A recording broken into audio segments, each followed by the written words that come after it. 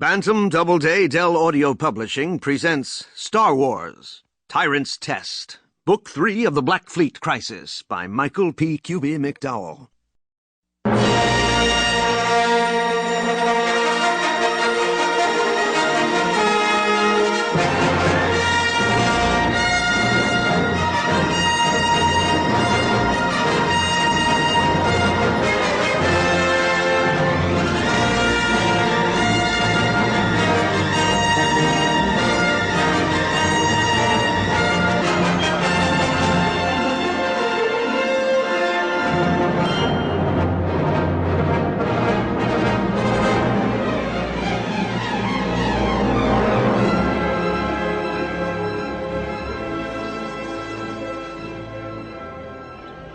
Three levels down from Rawukroru, the Well of the Dead appeared as a solid green wall ahead of Chewbacca and his son, Lumpawarum.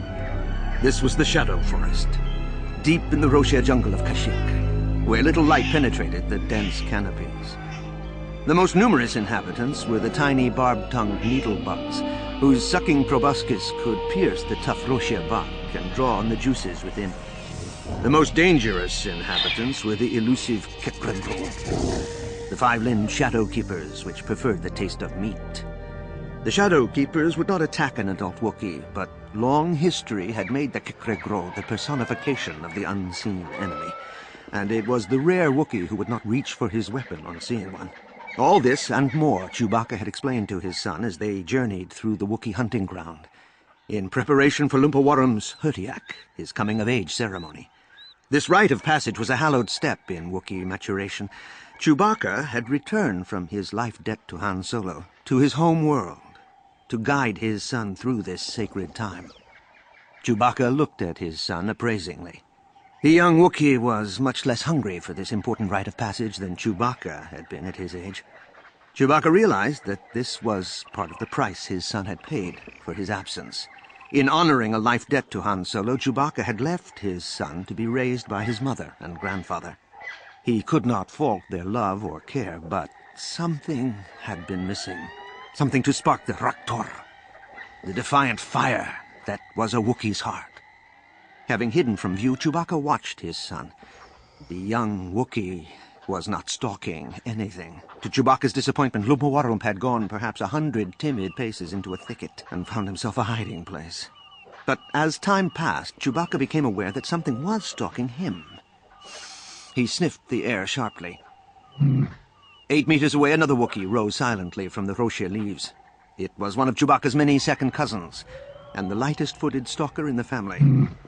Chewbacca turned to him angrily. "Why do you intrude on my son's Hurtiak?" he asked.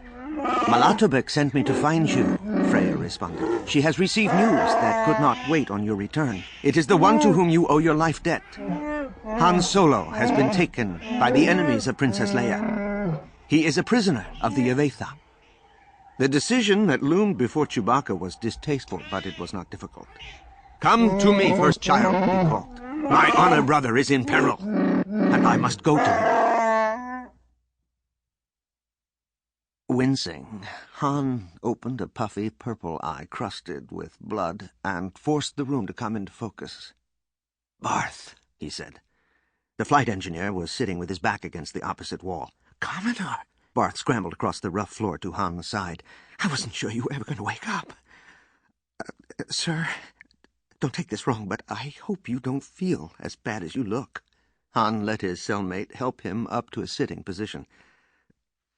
This isn't so bad. I've been beat up by experts. The Yevetha, strictly amateurs." Han straightened a leg, winced, and leaned back against the wall. "On the other hand, they're amateurs with stamina." Han had let Leia talk him into taking command of the combined New Republic forces gathering in Farlek's sector. In the Kurnak cluster of that sector, a race called the Yevetha, led by the brutal dictator Nil Spaar, viceroy of the Duskin League, had carried out genocidal raids on several worlds. Han had been ambushed while leading a fleet of ships into the region, and Han and his flight engineer had been taken prisoner. His ship's captain, Strias, had been murdered. Han and Barth glanced warily at Strias's corpse, which lay a few feet away from them. "Commodore, I think we're going to die here, too," Barth said. Han grimaced as he stood, but erased the pain from his face before he turned toward the young officer.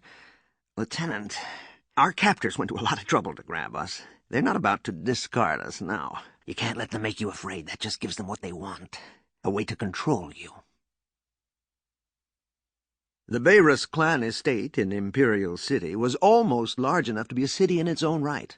Within Exmoor's walls were 2 parks, a forest, a small lake, and 21 structures, including the 100-meter-tall Elodia Tower with its external spiral staircase.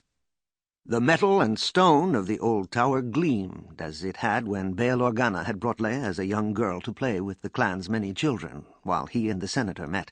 Now, Doman Beirus, chairman of the New Republic's Defense Council, received Leia in a room she had never before been privileged to enter. The clan council room, on the top level of the tower. Doman's welcome was warm. "Little princess." He stood as though he expected her to come to him with a hug, as in the old days. "Is there any further news?" Leia came no closer. She had just learned that her old ally had been behind a summons asking for her resignation as president of the Senate.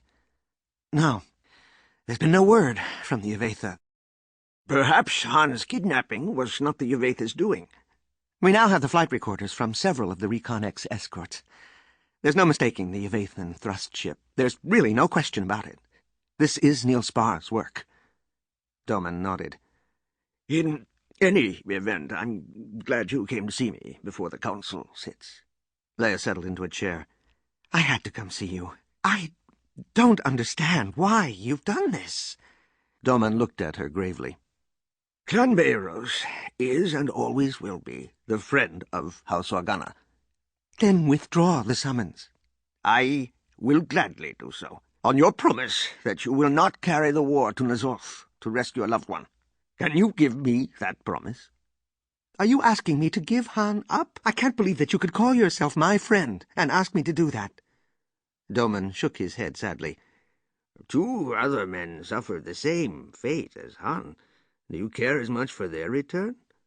"I'm sorry for the others, and I want them safely returned, but I won't pretend that they mean as much to me as Han does." Doman Beirus smiled. "You need not pretend here. But can you sit in the office of the President of the Senate of the New Republic and say that? Because unless you're ready to give all 3 lives equal weight, I do not believe you should sit in that office." "You want me to limit my options before I even know why the Yevetha did this," Leia said. "But whatever their reason, they'll be watching our response. Don't you think the worst possible sign we could give them is that the New Republic has no confidence in its elected leader? Don't you think Nil Spaar will be delighted to see the Senate distracted by infighting?" "Leia, there need not be any infighting. Step aside until this is over. Let one of us carry the weight. You won't be shut out, I promise you." "I can't do that." Leia stood. "Please, on our friendship, on my father's memory, I ask you one last time. Doman, withdraw the summons." "I'm sorry, little princess. There's too much at stake. I have a duty." "And so do I." Leia's eyes clouded with a mixture of anger and regret. "I'll be leaving now, Senator. I have a lot to attend to before the council session." When Chewbacca returned to the Millennium Falcon, impatient to go rescue Han, he found that his cousins, Jowdril, Dryanta, and Shoran, intended to accompany him. Even though Dryanta was a pilot and Jowdril a ship systems engineer, Chewbacca would have none of their plan. "No," he growled as he began running through the Falcon's pre-flight procedures. Jowdril stood close behind him. She insisted, "We are family. The life debt to Han Solo does not stop with you." Chewbacca knew he could not turn them down. "Go then. Get aboard," he said. Then a new voice called him. Chewbacca turned and saw Lumpawarum standing in the wooden arch of the landing platform entryway. He was wearing his bowcaster. The young Wookiee drew closer. "Take me with you," he said. "I will be neither child nor adult until you return. I do not belong in the nursery tree or in the council ring." "Go," Chewbacca said. He seized Lumpawarum by the arm and sent him toward the ship with a push. Moments later, the ship lifted and wheeled toward the sky.